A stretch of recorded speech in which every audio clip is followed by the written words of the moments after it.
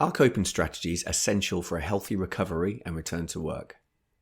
Imagine for a moment that you have a team where 100% of the team has a toolkit of coping strategies in place that have been proven to be effective for them in the past and are ready to be deployed and used at the first sign of struggle or distress.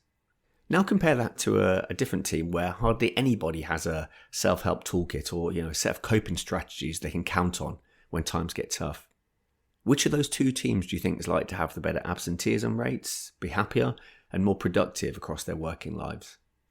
The thing with coping strategies is that we don't typically learn them if we don't have to. Why would we learn, a mind management tool if our mind feels fine?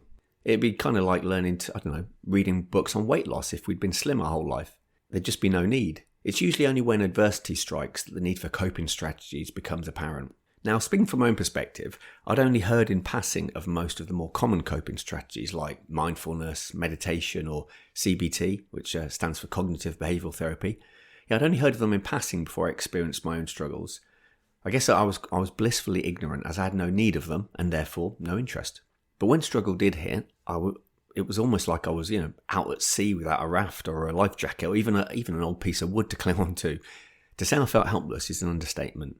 And this brings to mind that line from John Milton's Paradise Lost. The mind is its own place and in itself can make a heaven of a hell or a hell of a heaven. And hell is definitely a word I'd have used to describe how it felt living in my head over those years. Now, like many others, out of absolute desperation, I tried anything and everything that might hold the slightest promise. From changing my diet, including cutting out all alcohol and even caffeine, intense exercise, early nights, mindfulness, meditation, CBT, self-hypnosis. Now, some of those coping strategies helped and some didn't, but I clung on like a leech to the ones that did and did them until they became ingrained in me.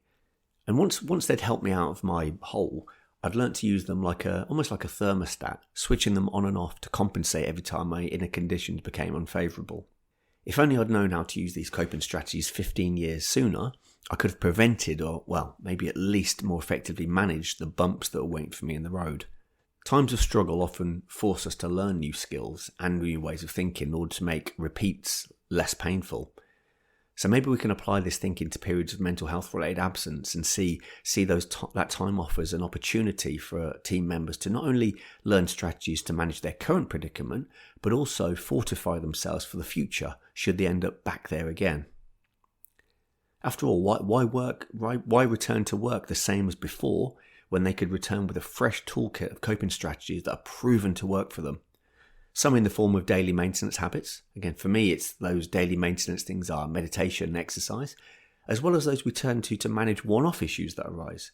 And again, in this case, I find CBT really useful. So a case of having things that we use on a daily maintenance basis and as a proactive, and things that we use maybe on a reactive basis. So have a think about any absent team members you currently have and what sort of coping strategies have they tried so far? Have you had this discussion with them? Do you know what sort of things they're trying? What have they told you has worked, hasn't worked? What are they doing to find the tools to complete their own toolkit, to help them take their well-being into their own hands, both now and in the future? A well-constructed coping toolkit can not only optimise their recovery and return, but also future-proof them by giving them the tools for maintenance and one-offs in everyday life. That way, their absence can be seen as a time for growth as well as recovery. If you'd like to get your copy of my free report, 3 Mental Health Myths Every HR Professional Needs to Know, just click on the link in the text below and I'll get your copy over right away.